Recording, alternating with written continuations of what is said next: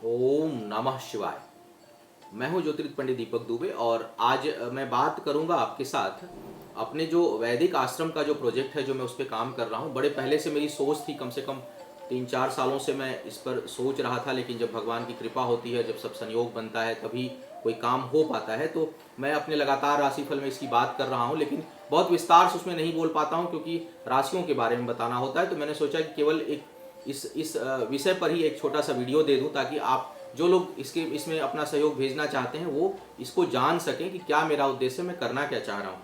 एक वैदिक आश्रम मैं बनाना चाह रहा हूँ, और बहुत पहले से मेरी सोची हुई धारणा है यह कि यहाँ पर एक तो वैदिक ज्योतिष जब बना था, तो उस समय ज्योतिष के साथ साथ जो और चीज़ें हैं वो उस समय का आयुर्वेद है, योग है, और मंत्र उपासना है, अनुष्ठान है, कि इसको सर्वोपरि स्थान दिया जाता है। वेद पुराण हर जगह चर्चा कहीं ना कहीं उपासना की है।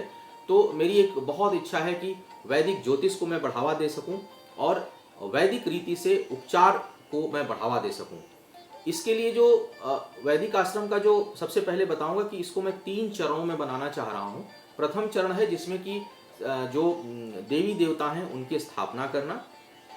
दूसरा चरण में वहाँ ठहरने की व्यवस्था करना, ताकि दूर से, जैसे आप ही कभी उधर आना चाहें, बनारस बाबा विश्वनाथ का दर्शन करना हो, भगवान बुद्ध सारनाथ जाना हो, जहाँ बुद्ध ने पहली बार शिक्षा दी थी, तो कहीं बनारस का जब आप आएँ तो आपको वहाँ ठहरने की व्यवस्था मैं दे सकूँ।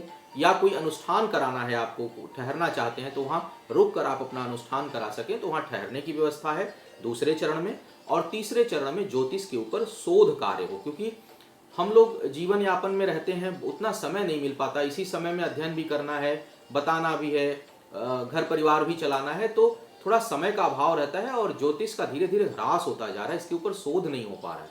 तो मेरी इच्छा है कि वहाँ ज्योतिष पर मैं शोध कार्य करूँ। तो इसका 3 चरणों में मैंने इसको रखा है और इसके माध्यम से ये काम करना है। अब प्रथम चरण में जो है वह मूर्तियों की स्थापना है। मूर्ति की स्थापना में मैं बताऊं कि भगवान शिव की स्थापना है, मेरे ग्रैंडफादर ने ही कराया था अपने समय में। हनुमान जी की स्थापना है, और मंदिर का जो कैंपस है वह अब मेंटेन रहता है। सब जो लोग हमसे अनुष्ठान अभी तक बहुत लोग कराते हैं जो, तो वो जानते हैं, उनको जो वीडियो जाती है उसमें हनुमान जी की मूर्ति जाती होगी, भगवान शिव की जाती होगी, तो ये स्थापित हैं।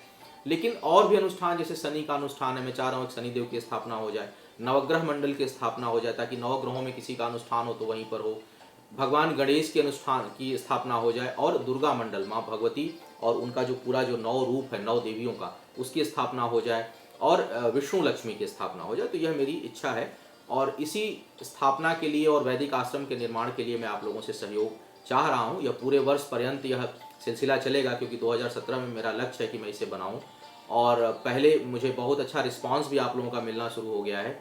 तो मुझे उम्मीद है कि ज़रूर इस वर्ष इसको मैं पूरा कर पाऊँगा। अब थोड़ा स्थान के बारे में बताता हूँ कि जहाँ मैं यह वैदिक आश्रम बना रहा हूँ उस स्थान की महत्ता क्या है। यह स्थान उत्तर प्रदेश में गाजीपुर में है, पुरैना डिस्ट्रिक्ट है, करंडा ब्लॉक में। ऐसा माना जाता है कि करंडा क्षेत्र जो नाम पड़ा है वो कण्व ऋषि के आश्रम के नाम पर पड़ा है। कुछ लोग कुरुक्षेत्र में भी मानते हैं, लेकिन हम लोगों की जो मान्यता है वो वहीं पर है, कण्व ऋषि का आश्रम, जहाँ शकुंतला ने भरत को जन्म दिया, जिनके नाम पर भारत वंश का नाम पड़ा है, भारतवर्ष का जो नाम पड़ा है।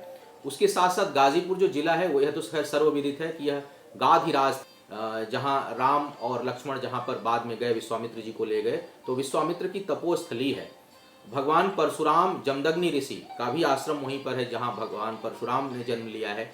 और बनारस के बिल्कुल पास है, उसको हम लोग लहुरा काशी उधर बोलते हैं, अर्थात छोटा काशी, लघु काशी बोलते हैं। और एक और अच्छी बात है कि जहाँ पर यह हमारा स्थान है, वहाँ पर जो गंगा है वह हमारे मंदिर से पूर्व की दिशा में, पूरब की तरफ है, और उत्तर वाहिनी है। उत्तर वाहिनी गंगा बहुत कम है, गंगोत्री से लेकर गंगा सागर तक उत्तर वाहिनी गंगा बनारस में है, और हमारे यहाँ है, और 1-2 जगह और केवल है। तो बहुत कम जगह उत्तर वाहिनी गंगा, और एक केवल हमारे जो आश्रम में बनाने जा रहा हूँ उसके आधा किलोमीटर दूरी पर है गंगा। तो बड़ा अच्छा स्थान है, और अगर यह बन जाता है भगवान की कृपा से, तो एक बहुत अच्छा स्थान हो जाएगा। और भविष्य में यहाँ पर ये बहुत मेरी इच्छा है कि जब मंदिर की स्थापना पहले चरण में हो जाए, तो फिर वहाँ ठहरने की व्यवस्था दे सकूँ, वहाँ वाहन की व्यवस्था दे सकूँ, ताकि आप लोग आएँ कभी साल 2 साल बाद, जब पूरा बनकर तैयार हो जाए, तो आप वहाँ वहीं ठहरें, कहीं और जाने की आवश्यकता ना पड़े, और वहीं से आप बाबा विश्वनाथ का दर्शन करें, और ट्रेन की सुविधा भी बहुत अच्छी है। गाजीपुर सिटी से जो रेलवे स्टेशन है उससे केवल आधे घंटे की दूरी पर है और बनारस से 1.5 घंटे की दूरी पर है बाई कार हमारे यहाँ का स्थान।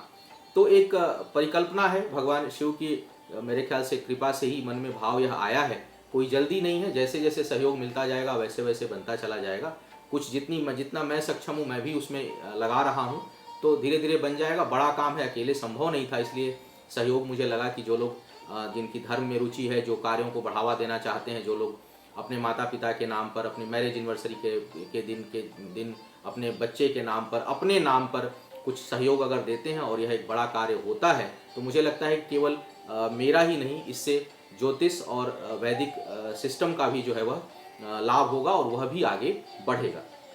तो यह है वैदिक आश्रम की परिकल्पना।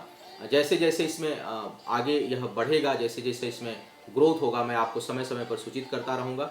वेबसाइट पर डोनेशन के लिए, सहयोग के लिए हमारा लिंक है, वहाँ पर जा कर के आप हमें भेज सकते हैं। और जिनका भी सहयोग थोड़ा अच्छा होगा, जैसे कोई एक काम हो जाए, मूर्ति बन जाए या चबूतरा बन जाए, बड़ा कंस्ट्रक्शन हो जाए, तो उनके नाम की पट्टी भी वहाँ पर मैं दूंगा। जिसका भी आप नाम देंगे वहाँ लगेगा कि आपके सहयोग से यह बना है। तो इस प्रकार की अवधारणा है, सोच है। उम्मीद है जो लोग शुभेच्छु हैं, जो धार्मिक कार्यों में या अच्छे कार्यों में जो लोग सहयोग करते हैं, वे स्वैच्छिक सहयोग मुझे करेंगे और मैं कुछ काम को और गति दे पाऊंगा।